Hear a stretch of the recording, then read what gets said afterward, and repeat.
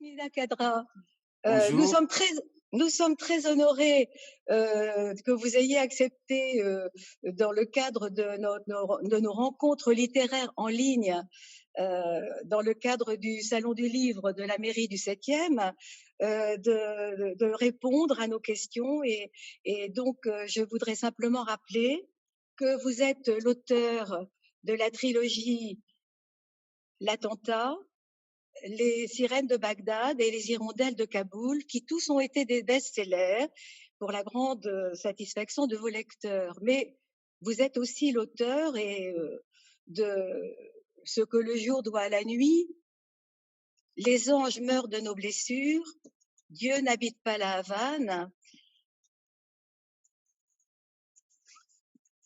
Et vous veniez nous présenter vos deux derniers livres.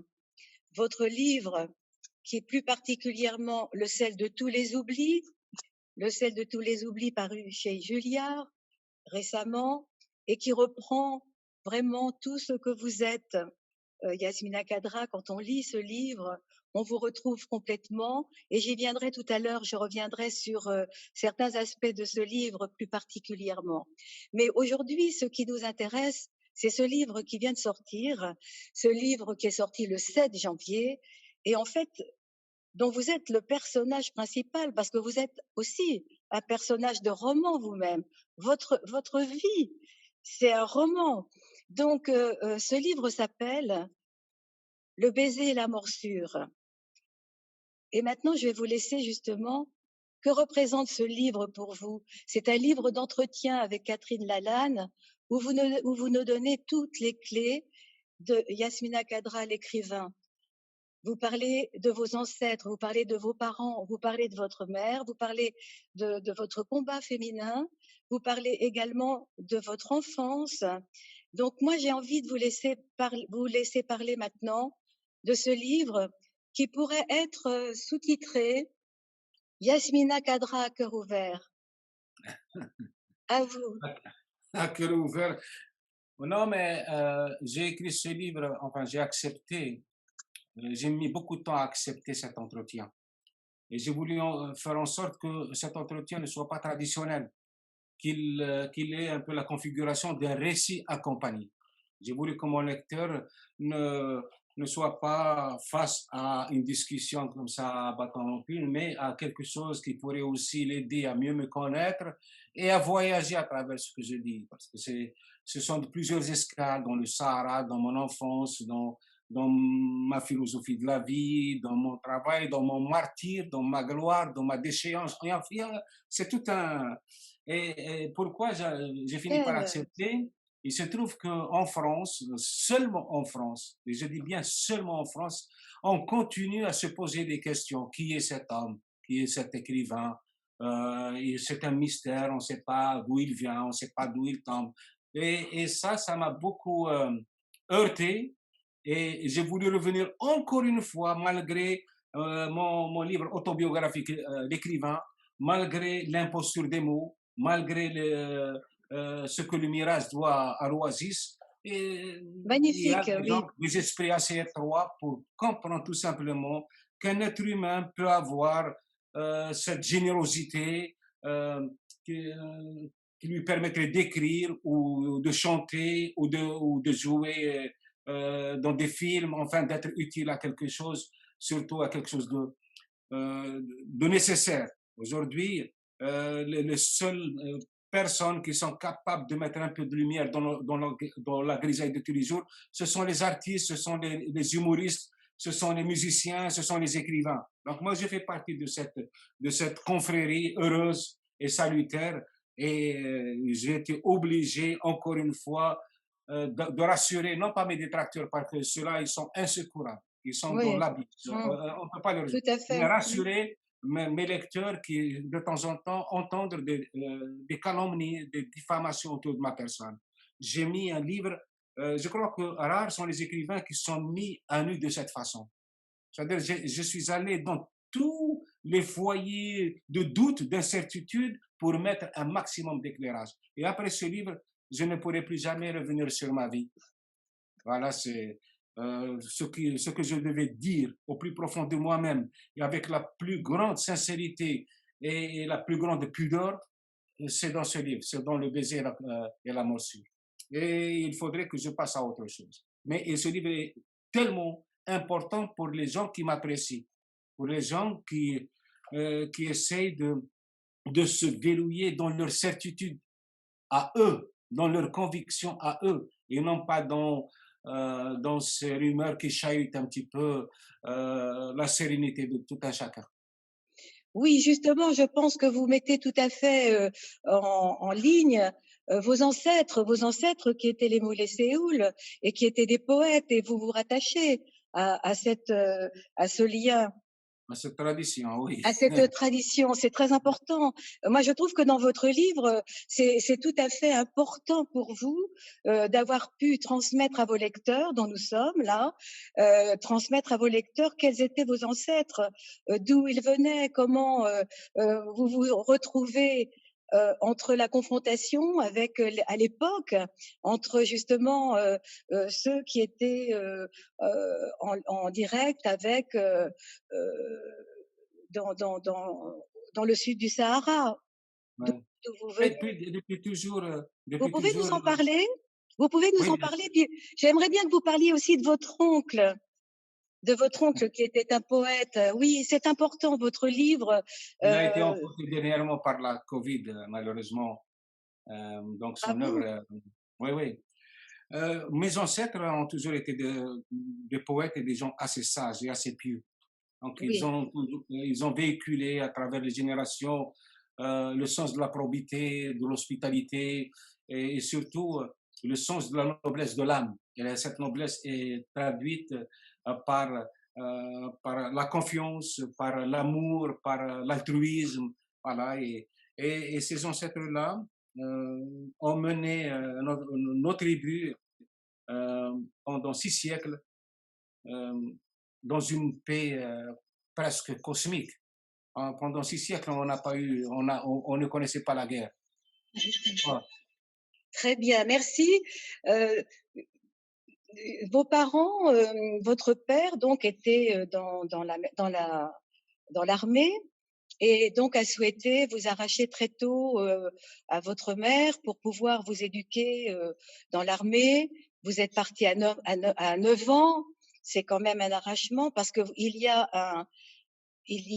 un chapitre sur votre maman que vous avez non seulement du respect, mais aussi beaucoup d'admiration pour elle, qui racontait, qui vous racontait des histoires.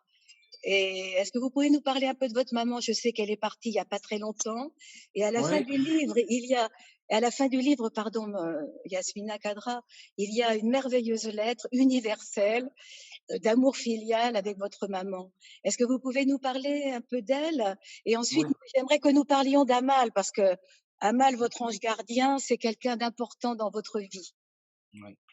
Écoutez, d'abord, mon père n'a pas été un militaire engagé. Il était plombier, il était un peu infirmier aussi, et puis il y a eu Ah oui. la guerre de l'indépendance, Mhm. et il a rejoint l'ALN, l'Armée de Libération Nationale, en 1956. Il est resté jusqu'à la fin de la guerre, il a été blessé, et puis par la suite, il est resté dans l'armée. Il a poursuivi sa carrière dans l'armée. Quant à ma mère, c'est une femme analphabète, mais d'une grande sensibilité. Et pour elle, la poésie, c'est quelque chose qui ne s'apprend pas, elle est innée. Elle coulait dans ses veines. Voilà. Et ce que j'ai appris avec cette femme analphabète, aucun philosophe n'a réussi à me l'enseigner. C'est C'est formidable. oui, c'est une femme d'un grand courage. Elle s'est retrouvée toute seule avec 7 gosses alors qu'elle avait à peine 29 ans. Oh Et là elle a là. réussi, oui, elle a réussi à nous élever. Elle s'est sacrifiée tout azimut pour que nous puissions un jour être dignes d'elle et de tous les efforts qu'elle a déployés pour nous préserver. Nous avons traversé des moments très, très difficiles. Nous avons vécu dans des quartiers interlopes qui auraient pu faire de nous des délinquants, mais elle veillait au grand. Et Mhm. c'est grâce à elle que je suis devenu l'homme que je suis. Et j'ai pour elle la plus grande admiration. Pour moi, elle n'est pas morte. Et elle ne mourra jamais. Elle est toujours avec moi. Elle me soutient, elle m'apaise. Et surtout pour quelqu'un qui est soumis à des pressions terribles, elle me donne la force tout simplement de rester debout dans les opacités et contre vent et marée. Donc c'est une dame magique. C'est la chance que j'ai eue. J'ai eu deux chances dans ma vie, ma femme et ma mère. Et ce sont ces dames-là qui m'ont C'est construit. formidable. Ils m'ont construit et ils m'ont donné la force de ne jamais céder et de ne jamais même céder une once, une miette de mes rêves. Vous savez que dans les années 2001, quand j'ai été d'un seul coup, je suis passé de l'écrivain best-seller à l'écrivain chosifié, vilipendé, marginalisé, ma femme n'en revenait pas parce qu'elle avait une confiance absolue en moi. Et même pendant la guerre, quand elle me voyait partir dans les maquis terroristes pour me battre avec peut-être 1000 chances de ne pas revenir à la maison, elle me disait, il y a quelque chose en moi me disait que tu allais t'en sortir. Mais tu viens à Paris, ce sont des salonnards qui te désarçonnent. Et je lui ai dit ceci, je lui ai dit ceci, pour toi, je vais conquérir le monde. À l'époque, j'étais traduit dans 12 pays. Et j'étais vraiment au bas. On m'avait réduit à ras les paillassons.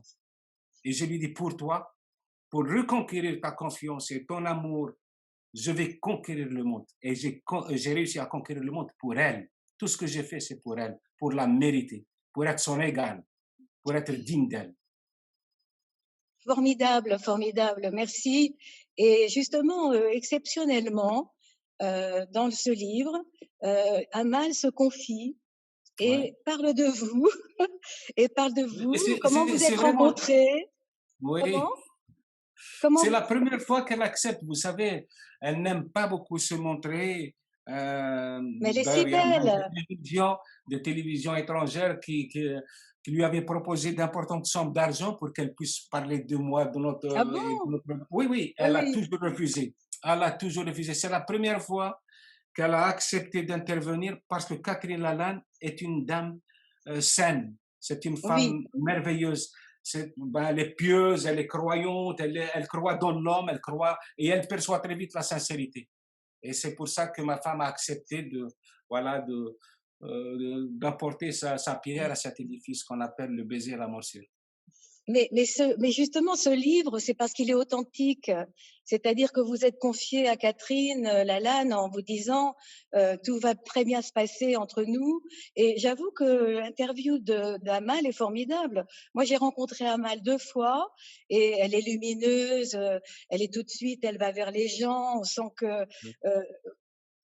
vous avez une famille formidable et peut-être qu'on pourrait terminer là-dessus. Votre famille, c'est votre soutien.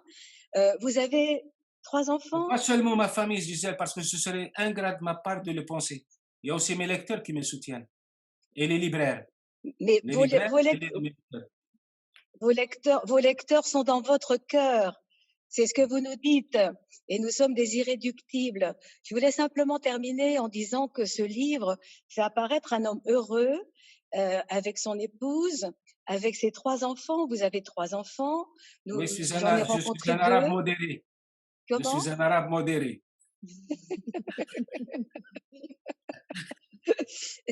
Merci en tout cas de cet entretien. Et je rappelle, n'oubliez pas de lire ce livre qui est destiné aux fidèles lecteurs qui sont dans le cœur de notre Yasmina Kadra. Et comme ça, vous ne pourrez plus dire on ne savait pas. Eh bien, exactement. C'est cela, c'est cela. Donc, j'espère que ce livre aura un grand succès et que non seulement vos lecteurs qui savent beaucoup de vous, mais qui ont aussi à découvrir certaines autres choses. Je voulais simplement vous dire que j'avais été très touchée par ce côté où vous allez dans le désert pour pouvoir Me vous reconstruire. recentrer. Oui. Et d'ailleurs, simplement 3 pages qui sont dans l'équation africaine. Je me suis toujours demandé comment vous aviez pu les écrire. Mais grâce à votre livre, je sais pourquoi. C'est que vous allez dans le désert et vous regardez tout ce qu'il y a autour de vous. En tout cas, l'équation africaine, c'est un des premiers livres que j'ai lu après l'attentat. Il est formidable. Tous vos livres sont formidables. Merci, Merci Yasmina beaucoup. Kadra. Je profite, Gisèle, pour dire à ceux qui nous écoutent tous mes meilleurs voeux pour l'année 2021. Et j'espère que cette pandémie va arrêter de nous empêcher d'aller vers les gens que nous aimons. Merci beaucoup C'est moi. et bonne journée. Bye bye. Bye bye. Merci pour nous trois. Merci.